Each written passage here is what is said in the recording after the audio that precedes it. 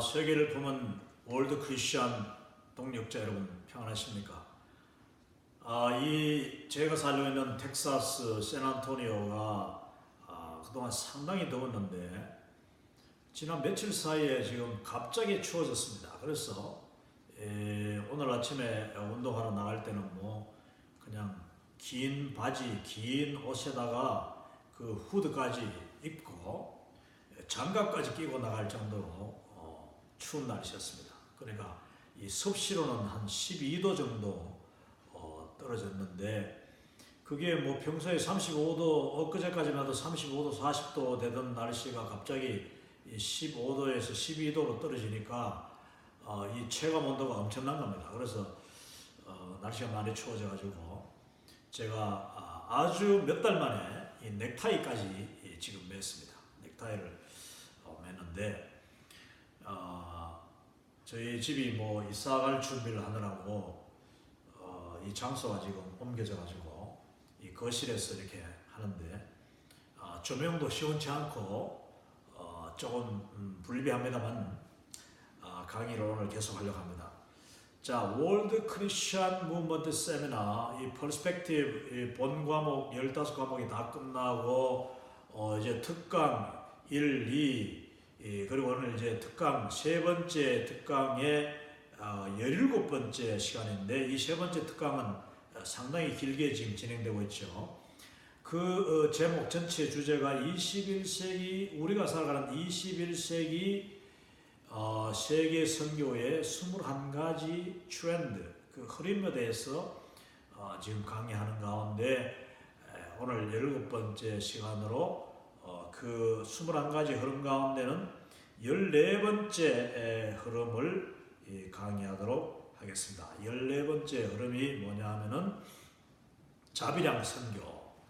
그리고 이제 유튜브 세미나 전체로는 오늘 79강, 벌써 80강이 가까우는데 79번째 강의 시간입니다. 오늘은 아마도 길게 할 필요가 없을 것 같습니다. 많이 알고 있는 내용인데 자비량 선교, 바로 self-supporting 하면 자기 스스로 사역을 이제 후원하면서 자기가 직접 재정적으로 이제 그 일을 하든지 비즈니스를 하든지 직장을 가지든지 하면서 그 일하는 가운데 자기 스스로가 재정을 충당해가지고 선교사로 나가는 겁니다.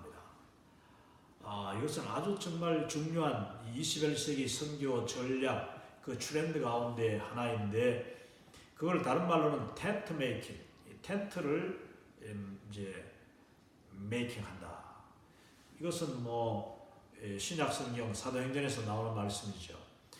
사도 바울 그리고 브리스길라와 아굴라 이분들은 그 업이 같다 했습니다. 서로 비즈니스가 같고 그 기술이 같았는데 사도 바울은 특히 랍비죠. 랍비 유대인의 지도자, 유대인의 그 종교 지도자, 유대인 가운데 목사라고 할 수 지금도 랍비가 많습니다만 이 레바이라고 하고 우리가 랍비라고 하는데 이 랍비들은 대부분 다 자기 직업을 평생을 살아갈 수 있는 기술을 한 개씩 다 가지고 있습니다. 그 말을 거꾸로 이야기하면은 그러니까 랍비는 어떤 그 100% 오늘날 같이 목회만 하는 그런 사람이 아니고 랍비는 그야말로 일반 사람들과 똑같이 일을 하면서 그 가운데 랍비로 이제 특별히 성경을 가르치는 훈련을 받은 사람들을 랍비라고 하는 것입니다. 자, 그렇다면은 이 구약에는 제사장 제도가 있어가지고 리바이 그러니까 리바이트라고 하죠. 레위인들은 그 한 족속 지파 전체가 달리 일을 하지 않고 세속적인 일을 하지 않고 하나님의 성전, 성막 그리고 하나님 앞에 제사 드리는 일에만 전념하는 그런 그 지파가 바로 레위 지파였는데, 그것이 이 신약으로 내려오면서는 아주 재밌습니다. 유대인들이 이제 랍비 제도를 두게 되는 겁니다.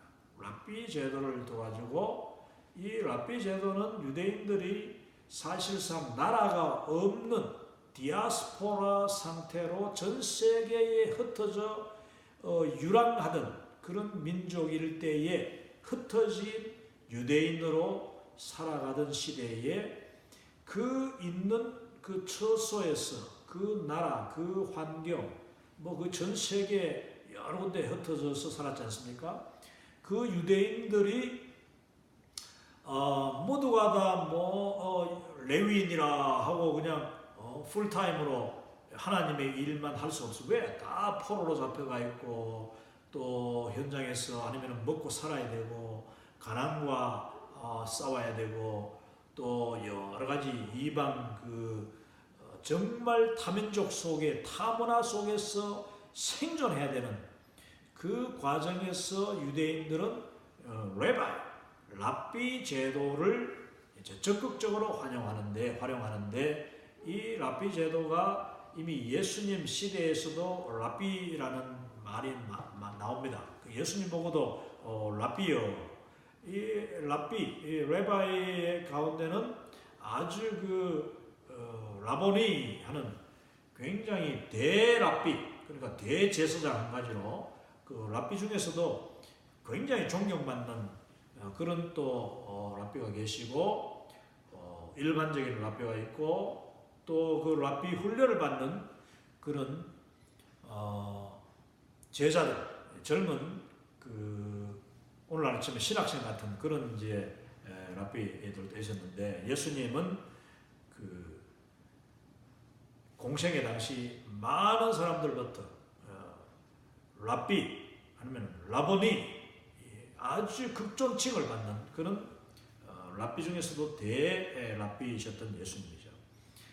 그런데 그 유대인들이 이제 이 랍비 제도를 사용할 때에 모든 랍비는 예수님도 당신이 직접 목수라는 카펜터, 목수라는 직업을 가지고 일상생활 똑같이 사람들 속에서 그들 속에 살면서 직업을 가지고 그들과 동일하게 하루 종일 일을 하고, 일하는 가운데서도 누가 찾아오면 그들에게 가르치고, 또 주말 이제 사bat 안식일이 되면은 특별히 회당 그리고 이제 예루살렘 가까이는 성전, 다 성전이 뭐니까 이제 그 회당이라는 시나고그라는 제도가 있습니다. 그래서 모든 지방에는 오늘날 교회 같은 그런 시나고그 회당이 있어가지고, 회당에 가서 이제 안식일 날 주중에도 아이들은 회당에 가서 또 돌아가면서 랍비들이 아이들을 교육도 하고, 성경도 가르치고, 또 그 문화도 가르치고, 한마디로 이스라엘의 전통이 이 랍비들을 통하여서, 그리고 또 회당에서 교육이 이루어졌죠.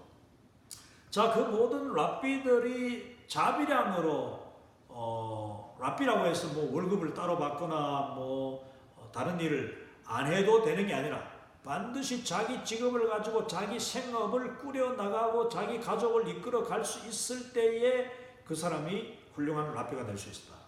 자, 여기서 우리가 이 자비량 선교사의 뿌리를 우리는 찾습니다.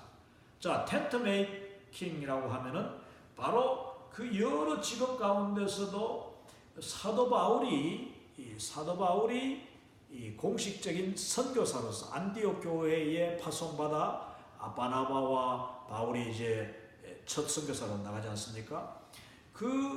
사도 바울이 첫 선교사로 가지고 있었던 직업이 바로 텐트 메이커, 장막을 만드는 일, 천막을 만드는 일, 특별히 가죽을 가지고 만드는 천막들. 그러니까 아주 그 당시 중동에는 집 자체가 천막으로 만드는 집도 많았고, 또 그 천막으로 활용하여서 여러 가지 일을 하기 때문에 이 가죽으로 만드는 천막은 아주 중요한 일상생활에 필요한 것이었고, 그 천막을 만드는 기술이 뭐 사도 바울에게는 너무나도 좋은 하나의 직업이었죠. 왜냐? 이 천막 만드는 기술은 천막을 들고 다닐 필요도 없어요. 왜냐? 가는 곳마다 도시마다 그 천막 만드는 그 텐트 메이커들이 있어가지고 그 천막 만드는 사람들이 항상 일손이 부족한 거예요. 그러면 거기 가서 남의 일에 도와줄 수도 있고, 아니면은 가는 곳마다 내가 가죽을 이렇게 떼와서 그 기술로 좋은 천막을 만들어 팔면은 금방금방 이게 이제 팔리니까, 그것이 사도 바울에게는 아주 좋은 하나의 이 선교를 자기 스스로 후원할 수 있는, 재정을 충당할 수 있는, 그야말로 셀프 서포팅으로서의 최고의 직업이 바로 이 텐트 메이킹이었습니다. 그래서 오늘날 선교학에서 자비량 선교, 내 스스로가 재정을 충당하여서 선교하는 것을 텐트 메이킹이라 하고, 자비량 선교사를 텐트 메이커라고 하는 것입니다. 자, 제가 아주 전형적인 자비량 선교사 가운데 한 사람입니다. 우리 킴 미션은 모두가 다 자비량 선교를 하는 사람들인데, 우리 킴 미션이 물론 재정적인 후원을 우리가 받고 있고, 또 뭐 벌써 10년, 20년 가까이, 20년 넘게 저에게 재정적으로 제가 하는 이 거룩한 사역에 재정적으로 동력하는 분들이 계시는데, 그 재정적인 후원은 다 하나님의 사역을 위해서, 미니스트리를 위해서 사용하고, 나의 개인적인 생활, 그리고 생계, 그리고 내 가족, 내 자녀들, 그들을 위해서는 제가 직접 일해가지고 번 재정적인 수입으로 살아가는 것. 이것이 바로 텐트 메이킹인데, 저 같은 경우는 뭐 텐트를 만드는 일이 아니라, 저는 병원에서 병원 채플린, 그러니까 병원의 그 목사로서, 전도자로서 환자들을 돌보고 그들에게 복음을 전하는 그 일을 하면서 동시에 그 병원에서 주는 사례비로 제가 생활하고, 또 군인으로서 저는 이제 미 육군 채플린, 미 육군 군목으로서, 군종 장교로서 이제 11년째 제가 그것도 예비군은 또 파타임입니다. 풀타임이 아니고 필요할 때마다 제가 군대 현역 부대에 가서 일을 하고, 특별히 저는 이 군병원의 이 하스피럴 채플린 클리니션이라고 하는데, 그 훈련을 제가 다 따로 받아가지고 그 이제 서티피케이트 자격도 다 있고 하기 때문에 군 병원에서 제가 일을 함으로써 그 군대에서 제가 일한 만큼 또 이제 돈을 주죠. 그러면 그 수입으로 제가 역시 저의 모든 생활을 이제 꾸려 나가는 것입니다. 그렇기 때문에 저는 병원 사역자지만 역시 이제 선교학적인 용어에 따라서 자비량 선교사, 곧 텐트 메이커라고 하는 것입니다. 텐트 메이커. 자, 그런데 여기 보면 또 뱀이라는 말을 씁니다. BAM, 뱀이라는 말을 또 쓰는데, 이것은 이제 더 근래에 와서 이 텐트 메이커를 좀 더 이렇게 구체적으로 표현하는 말 중에 하나가, 자기가 비즈니스를 직접 하는 사람이에요. 어떤 나같이 직장을 다니면서 수입을 얻는 것이 아니라, 자비량하는 것이 아니라, 직접 비즈니스를 경영하면서 그 비즈니스에서 나오는 이윤을 가지고 선교하는 사람. 그 방식을, 선교 방식을 BAM, Business as Mission, 비즈니스, 사업을 선교를 위해서 한다. 선교로서의 사업. 그 선교로서의 사업은 그 비즈니스 자체를 통해서 이윤도 얻거니와, 그 비즈니스 현장과 비즈니스를 같이 하는 그 일꾼들, 그들 가운데 믿지 않는 사람이 들어왔다가, 아니면 선교 현장에서 전도 대상자, 젊은 그 지역의 젊고 똑똑한 사람, 우리가 어떤 비즈니스를 가지고 있으면은 거기 이제 직원을 모집할 때에 내 마음대로 모집하잖아요. 내가 보고 이 사람 똑똑하다, 이 사람 아주 성실히 보인다, 이 사람 아주 인간성이 좋아 보인다, 그러면은 내가 우리 직장에 그 사람을 이제 하이어하는 거죠. 고용하는 거죠. 그럴 때에 그 사람들 중에서 현지인 가운데서 저 친구는 내가 전도하고 싶다. 하나님이 기도하는 가운데 연결해 주시고 감동 주시고 또 인터뷰를 통하여서 아니면 또 어느 정도의 그 만남과 교제를 통하여서 이 사람 괜찮다. 그럼 너 내 직장에서 일할래? 그러면서 이제 우리 집에서 시작한 조그만 장갑 공장이나 양말 공장이나 아니면 컴퓨터 고치는 일이나 온갖 일들 많잖아요. 요즘 제가 좀 더 나열하겠습니다. 여기 그림도 나와 있네요. 이런 여러 가지 이제 그 현지에서 수익이 될 만하고 또 선교적인 어떤 그런 영향을 미칠 만한 그런 비즈니스를 우리가 선택하죠.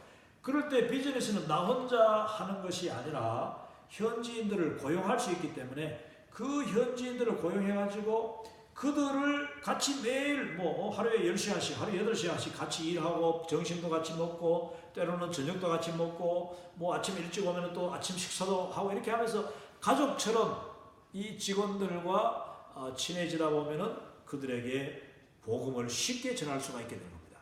자, 그래서 이 비즈니스 애즈 미션 이것은요, 이 선교로서의 비즈니스 왜 그렇게 이야기하느냐? 첫째, 이윤을 가지고 선교를 할 수 있다.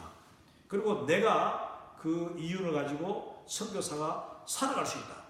그 다음 두 번째는 그 비즈니스 자체에 들어오는 사람들, 그 직원들, 그리고 그 비즈니스를 통하여서 만나게 되는, 접촉하게 되는 그 현지인들, 그 동업자라든지 아니면 거래처, 아니면 또 비즈니스 이렇게 가게를 해놓으면 거기 들어오는 사람들 있잖아요. 고객들. 그들을 또 계속 만나고 단골을 만들고 나면은 그 단골이 친해지면 그들에게 내가 복음도 전하고 지저스 무비, 예수님 그 영화, 예수 영화 동영상도 주고 성경도 너 한번 성경 읽어볼래? 자기가 원하면은 줄 수 있는 거죠. 특별히 이제 이 창의적인 접근 지역, 무슬림 국가들, 이슬람 국가들 이런 데는 우리가 성경이나 예수 영화, 비디오, DVD 이런 걸 함부로 주면 큰일 나거든요. 줬는 게 만약에 그 사람이 원하지 않는데 줬다. 그러면은 그거는 정말 큰일, 추방을 받든지 아니면 그 나라의 그 형법에 따라서 종교법에 따라서 그냥 감옥에 들어갈 수 있는 거예요. 그러니까 정말 이 비즈니스라는 하나의 도구가 현지인들과 친해지게 만들고 그 사람들을 끌어들이고 그 사람들을 고용하고 그 사람들을 친구 만들고 거래처 삼고 그러다 보면은 그 인간관계가 이제 형성됐을 때에 내가 가지고 있는 복음을 증거할 수 있다. 이것이 비즈니스 애즈 미션인 겁니다. 선교로서의 이거는 비즈니스. 놀라운 하나의 방편이죠.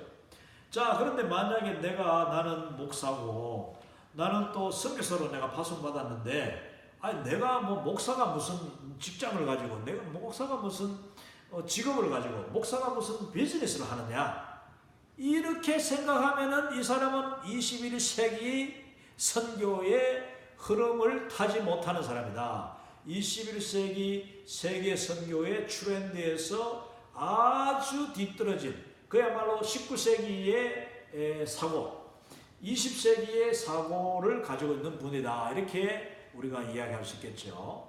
물론 지금도 그런 고집을 가지고 계신 분이 많습니다. 그래서 그냥 가족이 굶주리 오더라도 오직 이 한국 교회에서 미국 교회에서 보내주는 그 후원금만 바라고 후원금만 기다리면서 정말 가족 전체가 다 궁핍한 생활하면서 나는 오직 복음만 전가한다. 자, 이렇게 고집하는 사람이 있을 수가 있고 실제로 있습니다. 그것은 문제가 있다. 오늘날 21세기의 트렌드는 선교사든지 목사든지 평신도든지 선교지에 내가 뛰어들었을 때에 가장 좋은 방법이 그 현지에 내가 가지고 있는 기술과 재능과 아니면 학위, 내가 가지고 있는 그 교육 모든 이런 걸 가지고 현지인들의 필요로 하는 무언가를 하는 것이다. 그것이 반드시 비즈니스가 아니더라도 어떤 교육, 영어를 가르친다든지, 아니 요즘 한국말도 가르치잖아요. 한국말을 가르친다 해가지고 무료로 한국말을 가르치든지, 아니면은 나중에 이제 사람들이 많이 관심을 가지면 그 중에서 한 달에 10불씩 얼마씩 받든지, 그럴 때 특히 현지에서 젊은 층, 또 똑똑한 사람들, 지도자가 될 만한 사람들, 더 나아가서는 현지인 유력한 사람들의 자녀들, 그들에게 접근해가지고 복음을 내가 증거했을 때에 그 복음의 영향력이 확산될 수 있는, 사도 바울이 항상 어떤 지역에 들어가면은 그 지역에서 가장 중요한 그 중심지에 갑니다. 그 지역의 중심 도시 딱 들어가요. 그리고 그 지역의 핵심 인물, 지도층 인물이나 영향력 있는 인물과 접촉해요. 그리고 그 사람을 가르치든지 그들의 자녀를 가르치든지 그들을 복음화하는 겁니다. 그러면은 그들이 일단은 영향력도 있고 더 많이 배웠고 교육적으로 이 복음도 빨리 받아들이고 이해하고, 또 그 사람들은 또 속히 복음을 전할 수 있고 가르칠 수 있고 지도자가 될 수 있다 이거죠. 그래서 지도자들을 양성하는 거죠. 그리고 난 뒤에 사도 바울은 어느 정도 기간이 끝나고 그 지역에서 지도자가 세워지면은 자기는 또 다른 지역으로 이제 가는데, 그 지역과 지역, 첫 번째 전도지와 그 다음 전도지의 사이는 반드시 그 당시 로마 무역로, 이 로마의 무역로, 로마의 그 하이웨이, 고속도로가 다 연결돼 교통의 중심지로 이동하고 또 이동하는 것을 우리가 보고 있습니다. 이거는 사도 바울이요, 벌써 2000년 전에 놀라운 선교 전략으로 선교를 했던 것을 알 수 있는 겁니다. 첫 번째, 그 모든 선교 전략의 기본이 뭐냐? 사도 바울은 자비량 선교다 하는 겁니다. 자비량 선교. 내 스스로가 재정적으로 충당하고 내가 나의 생계를 꾸려나간다. 그렇다고 해서 사도 바울이 후원을 전혀 받지 않은 것은 아닙니다. 자, 빌립보서 4장 이런 데 보면은 빌립보 교회가 사도 바울을 아주 열심히 후원했다는 이야기가 나옵니다. 후원하는데 나는 이미 풍성하고 쓸 것이 있음에도 불구하고 빌립보 교회가 계속 후원을 보내오는 겁니다. 그 보내오는 방식은 인편으로 주로 보내오죠. 인편으로 보내는데 누구를 통해서 보내오고, 누구가 왔다 가고, 왔을 때 내가 너무 고마웠고, 또 그 이제 받은 재정을 가지고 사도 바울은 또 이웃 교회, 아니면 그 교회 안에 가난한 사람들 나눠주고 유대인들 돕고, 이렇게 하면서 또 그 재정으로 전도의 열매를 이제 얻게 되는 거예요. 자, 그러면 우리가 자비량 선교는 일단은 그 선교지에 생존하고 살아가는 생계를 유지하는, 나에게 가장 필요한 것을 일단은 충당하는데 절대적으로 필요하다. 자비량으로. 그러면은 다른 성도들이 보내오는 후원금을 내가 나를 위해서 쓰지 않고 사역을 위해서 쓸 수 있지 않느냐. 그 주변 사람들을 위해서 쓸 수 있고, 가난 사람들을 도울 수 있고, 그 재정으로 성경도 사가지고 또 줄 수 있고, 장학금도 줄 수 있고, 정말 내가 자비량만 되면은 선교 사역은 엄청나게 빠른, 그리고 엄청나게 효과적으로 열매를 맺을 수 있다. 이것이 자비량 선교의 장점인 것입니다. 그것을 사도 바울은 이미 2000년 전에 했고, 예수님 당신도 사실은 자비량이라고 할 수 있죠. 예수님도 가는 곳마다 그 여러 제자들, 특히 이제 귀부인들, 십자가 밑에까지 따라갔던 그 갈릴리 여인들, 이분들이 이제 예수님을 돕기도 하고 음식도 제공하고 빨래도 하고, 예수님 가는 곳마다 한 수십 명이 동행했다고 보면 되니까요. 12제자만 따라다니는 것이 아니고 수십 명이 따라다녔어요. 그 최소한 70명이 나중에는 그 이제 각지로 다 전도 보낼 때에 70명이었어요. 자, 그러면은 예수님의 그 전도 팁, 예수님이 공생애 동안 다니실 때에, 전도할 때에 뭐 예루살렘 올라가든지 갈릴리에 머물든지, 갈릴리에서도 이방에 갔다가, 그러니까 갈릴리 바다 건너갔다가 또 건너오셨다가 또 동쪽으로 서쪽으로 뭐 사방으로 다니면서 이제 사복음서를 보면 전도하시는데, 그때에 예수님과 동행했던 사람들이 최소한 70명, 어마어마한 숫자죠. 그 70명이 먹고 자고 또 뭐 필요하면 또 옷도 사입어야 되고, 그 당시에 그 모든 재정을 누가 충당했느냐? 가는 곳마다 이미 제자들도 있었고, 또 가는 곳마다 성령이 감동하고 예수님의 말씀에 감화받은 그 거듭난 사람들이 자기의 재산, 그리고 삭개와 같은 사람들이 재산을 내놓고 또 초청해서 음식을 대접하고, 이렇게 함으로써 제자들이 정말 그 모든 필요를 공급받았다, 이렇게 볼 수 있는데, 그 가운데서도 아주 그냥 계속 따라다니면서 한 분들이 있었다. 그 사람들이 이 갈릴리 여인들이고 12제자들이고, 또 나중에 우리 뭐 바나바와 같은 사람들도 결국 사실은 그 중에 한 사람이었다고 우리가 봅니다. 바나바 이런 사람, 성경에 이제 이름들이 많이 나오죠. 자, 이분들이 자기의 재산을 팔아가지고 도왔는데, 그럼에도 불구하고 예수님은 자기의 가족을 부양하고 자기의 어머니를 부양하고 또 자기의 동생들을 키우고 할 때에 예수님은 몫으로서, 카펜터, 몫으로서 이웃들의 책상도 만들어주고 의자도 만들어주고 집도 지어주고 이렇게 하시는 가운데 예수님은 자비량으로 자기의 삶을 꾸려나가던 분이었다. 놀라운 겁니다. 자, 그러므로 21세기에 살아가는 우리 모든 선교사님들, 아니 심지어는 목사들도 저는 그렇게 해야 된다고 생각합니다. 개척교회 하는 목사님들 그냥 굶주리고 앉았지 말고, 기도한다고 앉았지 말고, 기도라는 것은 물론 골방에서도 기도해야 되지만은 일하면서도 기도할 수 있어요. 특히 직장에 나가서 일하고 내가 어떤 비즈니스를 가지고 사업을 하면서 기도하고 직접 사람들과 접촉하면서 전도하고 세상 속으로 들어가는 것입니다. 이게 우리 킴미션의 가장 중요한 모토 가운데 하나가 Go into all the world, 세상 구석구석으로 모든 사람들이 있는 곳으로, 모든 상황 속으로 들어가라. 내가 들어갈 수 있는 모든 그 여건을 최대한 활용해서 들어가라. 그것이 내 바로 가까운 이웃이든지 아니면은 내가 사는 도시든지 아니면은 전혀 다른 이방 그 타민족 타문화 선교지라고 하더라도 우리가 때를 얻든지 못 얻든지 복음 들고 Go into all the world, 이게 우리 이 킴미션의 모토예요. 세상 속으로 들어가라. 예수님은 당신이 직접 카펜터였지만은 제가 분명히 믿건데 예수님은 그냥 가버나움 뭐 거기서 카펜터만 하신 것이 아니고, 예수님은 가는 곳마다 어쩌면은 그 집에 필요한 것도 고쳐주시고 시간이 더 되시면은 의자도 만들어주시고 분명히 그랬을 거라고 저는 생각합니다.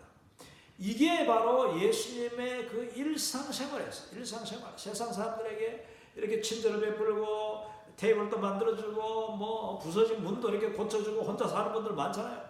그렇게 할 때에 정말 사람들이 예수님을 나의 주 나의 하나님으로 참 쉽게 다가오고 받아들이고 영접할 수 있지 않았나. 사도 바울이 그랬거든요. 사도 바울이 가는 곳마다 그는 그 사람들의 필요를 채워줄 뿐만 아니라 또 자기 자신의 그 일상적인 비즈니스를 하면서, 여러분 사도 바울이 매일 그냥 전도만 하고 뛰어다녔다 생각하면 안 돼요. 사도 바울은 참 그 수십 년 동안 사역하면서 많은 시간을 텐트를 만드는데 시간을 보냈어요. 고린도전서, 후서, 로마서 이런 데 보면은 그 특별히 아굴라와 브리스길라, 이 아굴라와 브리스길라는요 정말 어쩌면 평신도 선교사였어요. 평신도 선교사인데 자비량으로 그것도 비즈니스 애즈 미션, 그 텐트를 만드는, 장막을 만드는 업종을 가진, 그것도 국제적으로 왔다 갔다 하면서 비즈니스 하는 분들이 브리스길라와 아굴라였어요. 왜냐? 그분들은 이 처음에 에베소, 그 다음에 고린도, 로마 이곳을 그냥 계속 왔다 갔다 하면서, 물론 뭐 로마에서 이제 고린도로 오고 할 때는 그 로마의 정치적인 상황이 유대인들을 추방하고 유대인들을 막 핍박하는 그런 상황이었기 때문에 어쩔 수 없이 다시 이스라엘 왔다 이렇게도 볼 수 있는데, 이분들은 그 모든 여건을요, 아니 뭐 쫓아내면은 가면 되지. 왜냐? 그 가죽을 만드는 직업, 이 텐트 메이커는요, 그냥 이 바늘 하나만 들고 다니면 되는 거야. 그 텐트 가죽을 이렇게 깁는 큰 바늘, 작은 바늘 몇 개만 하면 되는 거야. 실하고. 그래서 가면 어디든지 이거 만들어가지고 가죽 만들어가지고 또 팔고 텐트 만들어 팔고 이러는데, 이 브리스길라와 아굴라의 특징이 뭐냐 하면은 사도 바울 선생님이, 선교사님이 가는 곳마다 우리가 가서 도와드리자. 이것이 브리스길라와 아굴라의 비즈니스 정신이었습니다. 비즈니스의 하나의 그 정책이었어요. 우리는 사도 바울 선생님이 가는 곳마다 우리 따라간다. 거기서 바울 선생님과 함께 텐트를 만들고 함께 동업하고, 그래서 함께 돈 벌어가지고 사도 바울 선생님이 복음을 좀 더 전할 수 있도록, 차라리 우리가 텐트를 저쪽 방에서 만들고 있을 때에 사도 바울 선생님은 텐트를 같이 이렇게 깁고 있다가도 사람들이 찾아오면은 작은 방에 가서 그 사람들을 붙잡고 개인 전도할 수 있도록. 여러분, 이게 상상을 해보십시오. 이런 상상력이 필요해요. 이와 같이 이 브리스길라와 아굴라는 사도 바울을 너무나도 사랑하고 너무나도 헌신적으로 서포트했던 동력자들이었습니다. 여러분, 텐트를 하나 만든다고 생각해 보십시오. 커다란 텐트. 이 유대인의 여러분 혹시 중동의 아브라함 영화 같은 거 보시면은, 뭐 성경 영화 보면은 텐트가 큰 텐트 나오죠. 그게 그냥 집이에요. 근데 그 텐트 안에도 이렇게 칸막이가 있어가지고 여러 자녀들도 이쪽에 자고 방이 있는 거야. 그런데 그 텐트를 만약에 가죽으로 다 만든다고 생각해요. 어마어마한 텐트죠. 큰 텐트는 큽니다. 자, 그러면은 그 돈도 많이 비싸고 시간도 많이 걸리잖아요. 근데 사도 바울이 혼자서 텐트를 만든다고 생각해보세요. 그건 쉬운 일이 아니고 그건 불가능한 일이야. 물론 조그마한 텐트에 만들 수 있지만. 그러니까 브리스길라와 아굴라가 사도 바울을 가는 곳마다, 로마에 갈 때는 로마에서, 고린도에 갈 때는 고린도까지 따라가가지고 거기서 텐트업을 같이 하면서 이 복음을 같이 전했다. 이거는 우리가 충분히 상상할 수 있는 일이고 어마어마한 동력입니다. 세 분이 만약에 같이 텐트를 만들면은 훨씬 더 빨리 만들었을 것이고, 그 세 명뿐만 아니죠. 그 세 명만 있다고 생각하지 마십시오. 여러분, 우리는 비즈니스로 생각해요. 비즈니스 이분들이 아주 뛰어난 분들이고 지혜로운 분들일진데, 가는 곳마다 그 당시에 텐트 만드는 사람 이 비즈니스를 하면은요, 그 일꾼들 구하기 쉬운 거야, 주변에서. 그래가지고 아름아름으로 또 소개받아가지고 일꾼들 어쩌면 수십 명을 모아가지고 브리스길라와 아굴라 집에서 텐트를 만드는 큰 비즈니스가 진행이 됐다. 여러분, 이거 충분히 있을 수 있는 일이죠. 거기서 나오는 재정으로 그 다음 바다를 건너, 대양을 건너 그 배로 그냥 몇 날 며칠 배를 타야 되고, 또 여행을 하면 다 돈이 필요하지 않습니까? 여행비가 필요한데 그 모든 재정을 거기에서 텐트를 만들어가지고 충당했다. 이건 얼마나 가능한 일입니까? 거기에 브리스길라와 아굴라가 쓰임받았고 헌신했고, 그것을 이분들은 너무나도 정말 사랑한 나머지 그 비즈니스만 하는 것이 아니라, 그러다 보면 또 핍박받고 쫓김당하고 또 그냥 돌에도 맞고 그냥 죽을 고비, 이럴 때마다 브리스길라와 아굴라는 철저하게 우리 사도 바울을 보호했다. 그래서 이 로마서 16장, 고린도서 16장 그 마지막 장에 보면은요, 브리스길라와 아굴라는 그 사도 바울을 위하여서 자기의 목이라도 내어놓을 만큼 사도 바울을 사랑하고 사도 바울에게 동력자가 되었다. 자기 목을 내었다는 말이 뭡니까? 그것은 다른 말로 자기 생명을 사도 바울을 위해서 대신 내놓을 만큼 이분들은 사도 바울을 사랑하고 섬겼다. 왜 그랬습니까? 그것은 사도 바울을 인간적으로 사랑했다는 말도 되지만 복음 때문에 사도 바울이라는 분이 얼마나 하나님께서 존귀하게 사용하는지, 그가 복음의 원수되었고 하나님과 원수되고 하나님의 믿는 백성들을 그냥 핍박하여 잡아다가 죽이는, 스데반이 순교당할 때 그 자리에 옷을 들고 섰던 사람, 그 사도 바울이 변하여서 하나님의 종, 예수 그리스도의 종, 복음의 종이 되었을 때에 그를 바라보는 이 브리스길라와 아굴라의 그 그 관점은 너무나도 정확하게 우리는 저분을 어떻게든지 보호하고 저분을 도와드려야 된다. 왜냐? 우리가 10일 동안 열심히 전도하는 것보다 사도 바울이 단 하루 복음을 전해도 그 열매가 훨씬 더 클 수 있다. 여러분 그거 인정하십니까? 우리 인정해야 돼. 저 자신도 인정해요. 나는 내가 뛰어난 복음 전도사라고 저는 생각하지 않습니다. 그러나 나는 열심히 하는 거예요. 그렇지만 내가 종종 더 뛰어난 목사님들, 더 뛰어난 선교사님들, 뭐 대부분 이 선교제 가면은 선교사님들이 다 탁월하시죠. 그분들을 보면 나는 정말 낮아집니다. 내가 차라리 낮아지고 내가 차라리 이 말씀을 덜 전하더라도 그분들에게 나는 시간을 드릴 수 있는 이게 우리의 모습이잖아요. 바나바가 바로 그랬잖아요. 바나바가 안디옥 교회에서 그 최고 리더 담임 목사님이었습니다. 그런데 그 교회가 점점 커졌죠. 그럴 때 바나바가 자기가 세상 말로 하면 자기가 키운 교회야. 자기가 키운 교회인데 그 안디옥 교회를 목회하는데 자기 혼자 하지 않고 일부러 정말 낙이 타고 갔는지 말 타고 갔는지 걸어가는지 모르지만 수백 리 되는 이 길리기아 다소까지 가서 그 당시 누구도 인정하지 않는 사도 바울을 모셔옵니다.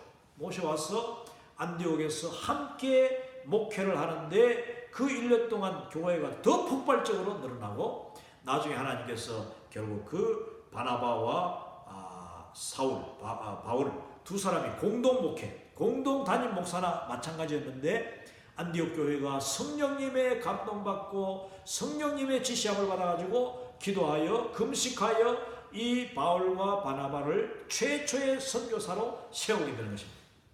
그것을 볼 때에 우리는요 정말 내가 하는 일, 내가 가지고 있는 모든 여건 그것을 가지고 복음 위해서 헌신할 수 있습니다. 복음 위해서 누군가가 더 귀하게 쓰임받고 바로 이 순간 이 자리, 이 환경에서는 이분이 나보다 낫다. 내가 이분보다 말도 더 잘 못하고 이분은 이 나라 말도 잘하고 만약에 이분은 정말 복음을 전하는데 더 뛰어나고 그러면은 나는 뒤로 물러앉고 그분을 세운 거예요. 이것이 바로 바나바의 역할이었고 또 브리스길라와 아굴라도 아주 텐트업을 어쩌면 사도 바울보다 더 크게 하는 그런 비즈니스적인 그런 재능이 있는 분들이었지만은 그것을 다 사도 바울의 전도와 선교에 후원하는 일에 사용했다. 여기서 이제 비즈니스 애즈 미션이 나오는 것입니다. 자, 창의적인 접근 지역에서 선교할 때 특별히 이 비즈니스 애즈 미션 그리고 자비랑 선교는 필요하고 용이합니다.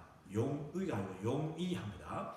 그리고 자비랑 선교는 세부적이고 안정적인 선교 전략의 구체적인 모델이다.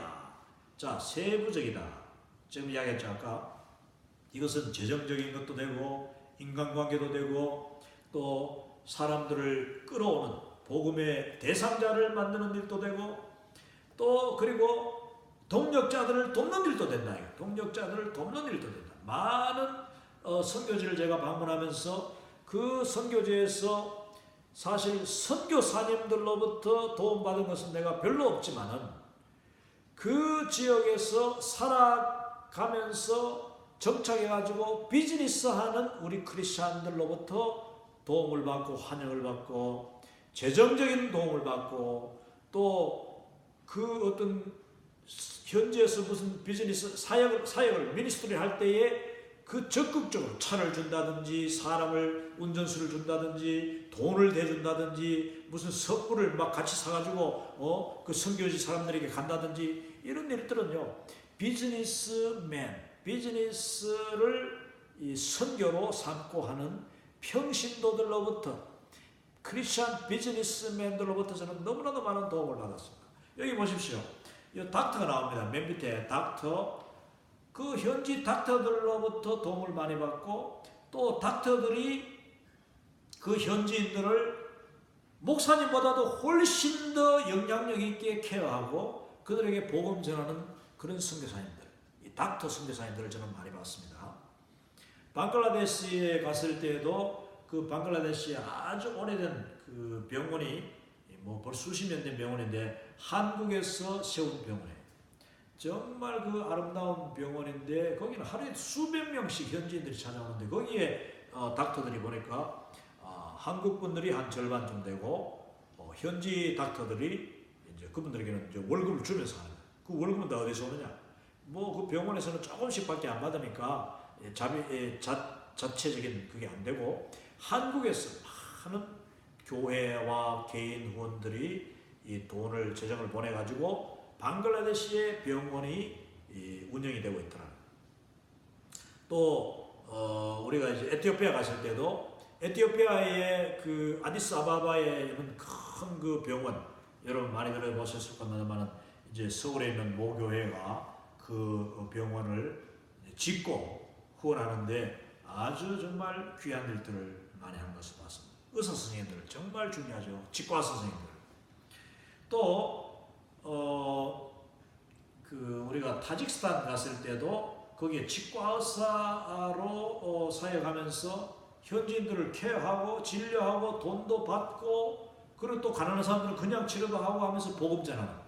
근데 그분들은 뉴욕에서 오신 이 치과 의사 선생님이었는데 이 부분은 그 포터블 그러니까 치과 진료 기구를 아예 세트를 그냥 가져다니면서 하는 그런 또 선교사용 이 포터블이 있더라고요. 물론 단기 선교 뭐 봉사활동 갈 때 필요한 아주 좋은 건데 그것을 가져다니면서 아주 시골까지 찾아갔어요. 여러분 우리나라도 옛날에 그랬습니다만 이 가난한 나라들은요 이빨을 고친다는 생각은 아예 못하는 거예요. 이가 썩고 이가 통증이 오면 그걸 갖다 그냥 빼내는 일밖에 못하는 거예요. 근데 그 심지어 그 빼내는 일도 빼주기만 해도 너무 고마워하는 사람들이 많아요. 왜냐? 이빨로 고통당하는 치통으로 고통당하는 거 아시죠? 그런 일들을 이제 이를 뽑을 뿐 아니라 이제 치료해주고 뭐 요즘은 아주 이게 기술도 뛰어나고 도구도 뛰어나니까 그런 분들 아주 이거는 뭐 육적인 생명도 건지고 그들에게 영적인 생명도 주는 일을 의사들은 할 수 있습니다. 그 다음 태권도 나오죠. 태권도 이 자비량. 태권도는 특별히 제가 이제 중동 국가들, 이 미들리스트 지역을 다니면서 중동 국가는 다 무슬림이잖아. 무슬림 국가는 복음이 뭐 그냥 내가 예수 믿는다는 이야기도 못해. 그리고 성경도 못 들고 들어가. 나 자신을 위한 성경도 들어가더라도 만드는 나라가 많아요. 그런데 거기에서 왕실 호위대, 왕실 뭐 친위대, 술탄의 그 친위, 한국으로 치면 대통령 경호실장 이런 역할을 하면서 그 대통령 경호실을 그 다음에 그 친위대 모든 군인 경찰을 수천 명을 직접 태권도를 가르치는 그 최고 사범이 한국 사람. 근데 그분이 장관님이에요. 이분이 뭐 태권도 최고의 그 나라의 하여튼 가장 명망 있는 분이니까 제자만 해도 그냥 수백 명이 되고 아니 뭐 수천 명 되지. 그리고 영향이 대단하죠. 그러니까 이분은 나중에는 담대하게 복음도 전하는 것입니다. 이런 일들을 제가 여러 명 봤습니다.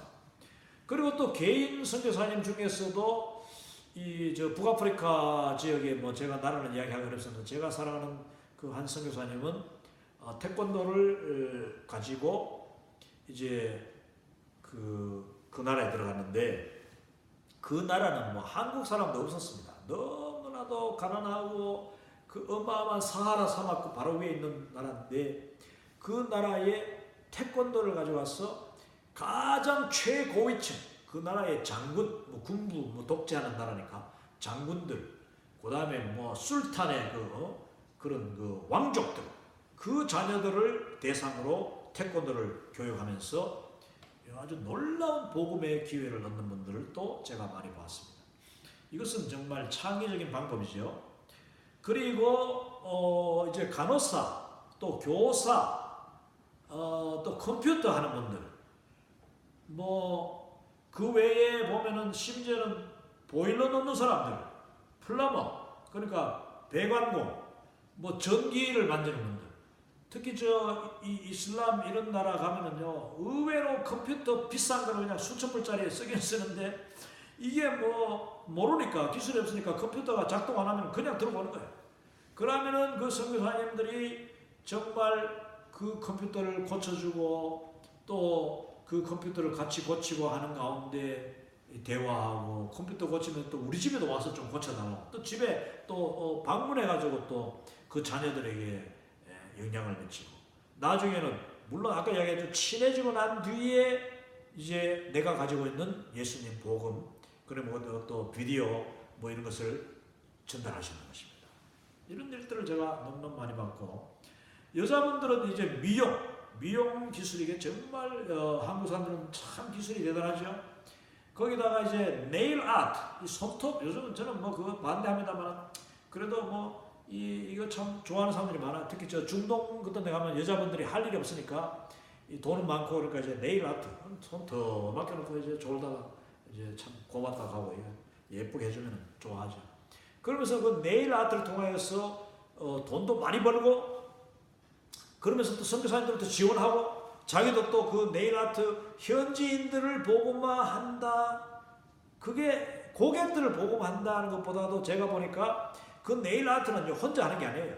현지인들에게 똑똑한 그 처녀들, 그 뭐 대학 나오고 고등학교 나온 아이들을 이제 훈련시켜 가지고 그 직원으로 만드는데 그 직원들이 일사불란해야 되는 거야 이 네일 아트는. 그래서 사장님의 그 기술을 전적으로 배워야 되기 때문에. 그 사장님과 서로 이렇게 참 마음도 맞고 눈도 맞아야 되고 기술도 맞아야 되는데 그러다 보면 이분들을 이제 현지인 그 젊은이들을 전도하게 됩니다. 참 그 방법이 많습니다, 여러분. 또 현지인 중에 현지 그 지에 가서 커피 하우스 요즘 커피 한국에 뭐 커피가 난리라고 하는데 그 커피를 한국에서만 그렇게 서로 정말 경쟁하지 말고 제살 파먹지 하지 말고. 나는 한국의 그 커피 비즈니스 하는 사람들이 그 돈 뭐 1억씩 뭐 5천만 원 1억씩 들어가지고 커피숍 조그마한 내니보다는 그 돈 가지고요 저 중앙아시아 뭐 이런 데 가면은 얼마든지 멋진 커피숍을 만들 수 있어요. 그러면 거기서 커피 하우스 하면서 현지인들을 또 그러면서 이제 인터넷 그 PC방 같은 것도 하면서 현지인 젊은들에게 가르치고 또 저 가나안 나라 이게 이 중앙아시아나 러시아 쪽에 있는 옛날 구소련, 이 동유럽 이런 데 가면은 지금도 그 아까 이야기했지만 장갑 만드는 공장, 양말 공장, 그것은 조그마한 기계를 이제 집안에다 들여놓고 실만 가져가면 척척척 하면서 이제 이게 뜨개질 하는 거니까 거기서 또 현지인들을 불러가지고 비즈니스 하는 분들도 있고 하여튼 이와 같이 다양한 자비랑 선교의 방법이 있습니다. 이제 미국에서 제가 하는 일은 보십시오. 미국에서는 뭐 이런 저런 일을 하기가 쉽지 않습니다. 물론 미국에도 여러 비즈니스하고 또 그 그로서리 스토어 이제 식품점 하고 하는 분들이 뭐 또 레스토랑 하고 하는 분들이 많습니다. 그걸 통해서 재정적으로 또 선교사도 돕고 이렇게 하는 비즈니스를 선교 삼아서 하는 분들이 많이 계십니다만은 저 같은 경우는 이제 미국에서 내가 할 수 있는 방법으로 미국 군대에 들어갔고 또 미국 병원에서 이 아주 특수한 이 전문적인 이 병원 사역자로서 제가 훈련을 받고 교육을 받고 거의 6년 만에 제가 이제 프로페셔널 디그리 이제 서티피케이트를 받아가지고 이제 그 보드 서티파이드 채플린으로서 이제 사역을 하는 것. 이거 정말 저는 잘했다고 생각하고 제가 또 앞으로 가능하면은 더 다른 방법으로 내가 할 수 있는 일이 있으면은 그리고 장기적으로 나이에 상관없이 건강만 하면은 얼마든지 일할 수 있는 데가 미국이니까 그걸 뭐 내가 월마트 가서 내가 일도 해봤고 택시 드라이버도 해봤지만 그거는 정말 힘든 거예요. 이 재정 수입도 얼마 안 되고 너무나도 힘들고 리스크가 많으니까 그보다는 차라리 전문적이면서 또 아주 안정적인 그런 포지션들을 저는 지금 찾고 있습니다. 장기적으로. 그래서 뭐 한 70, 뭐 80까지라도 일할 수 있으면 좋잖아요. 자, 일한다는 말은 뭐냐? 내가 돈만을 위해서 일하는 것이 아니라 내가 세상 속에 들어감으로써 직장 속에 들어감으로써 집에서 앉아있는 것보다 훨씬 더 많은 복음의 기회가 찾아온다. 할렐루야. 이게 바로 내가 할 수 있으면 오랫동안 이 미국에서 또 안정적인 직장을 가지고 기술을 가지고 전문적인 그런 일을 하겠다 하는 그 목적인 것입니다. 자, 이만큼 하고 제가 오늘 마지막으로 이제 바로 이번 주 오늘이네요. 오늘 날짜로 나온 2019년 10월 가을인데 이제 봄과 가을 두 차례에 걸쳐서 저희들이 항상 이 미주에서 나오는 가장 큰 미주 한인 신문에 이제 일면 칼라 하단에 이제 이렇게 광고를 내는데 이 광고 내용입니다. 이제 오늘 날짜로 나온 광고 내용인데 킴미션 월드 크리스천 무브먼트 글로벌 세미나 글로벌 크리스천을 양성하는 글로벌 세미나라는 말은 전 세계를 대상으로 하는 유비쿼터스 세미나다 그런 뜻입니다. 그래서 이제 이 세미나를 소개하면서 제가 유튜브 강의하는 사진도 넣었죠, 오른쪽에. 그리고 왼쪽에는 우리 킴미션의 여러 동력자님들, 이제 사역 멘토 목사님, 동력 목사님들 위에, 그리고 이제 중간에 저와 또 이사장과 또 전임 이사장, 부이사장들이 쭉 이제 내려오시고 맨 밑에 줄에는 또 기도이사 회원들까지 해서 소개를 제가 하고 있는데 이 우리 킴미션의 동력자들은 하나같이 자비랑을 합니다. 자비랑. 자, 첫째 이분들 중에서 몇 분은 우리 킴미션에 매월 재정 후원을 보내오는 자기 비즈니스를 통하여서 자기 개인 수입을 통하여서 정말 교회가 다 있고 이렇게 신실한 분들이기 때문에 자기 교회 섬기는 데만 해도 많은 재정으로 섬기지 않습니까? 그런데 거기다가 엑스트라로 또 하나님 앞에 이 킴미션을 위해서 섬기는 분입니다. 이제 거기다가 이분들 중에는 저와 함께 이제 뭐 여러 지금까지 수십 개국을 다니면서 이 세미나를 이제 우리가 섬겼는데 그 세미나 자체가 예비부터 해서 항공료, 뭐 숙박비, 식비, 교통비 전체를 다 우리 자신이 다 자비라고 합니다. 여기 참석하는 분들은 올 때 우리가 한 푼도 도와드리지 못해.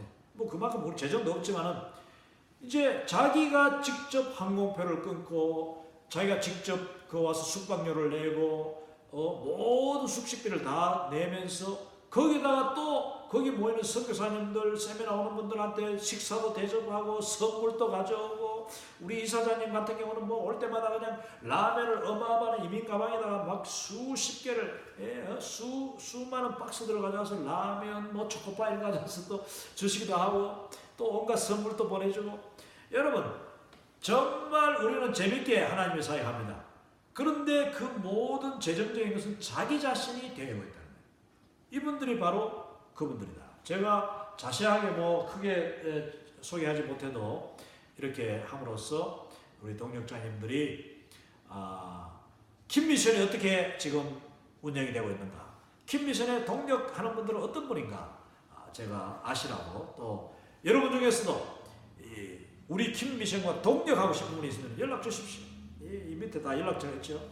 연락 주시면은 우리와 함께 동력할 수 있도록 얼마든지 기회 드리고, 또 여러분이 가져오는 그 아이디어, 여러분이 가져오는 그런 창의적인 그런 생각들이 이 킴미션을 더 발전시킬 수도 있지 않는가, 저는 그렇게 분명히 믿고, 오늘 주제 바로 텐트 메이킹, 비즈니스 에즈 미션, 21세기 세계 선교는 이와 같이 자비량 선교의 시대, 이 트렌드가 너무나도 중요하고 우리는 그것을 알고 그 트렌드를 따라가고, 아니 그 트렌드를 우리가 앞서 개척하면서 이 블루 오션을 개척하는 저와 여러분이 되어야 되겠다. 그런 차원에서 오늘 이 강의를 드리게 됐습니다. 감사합니다.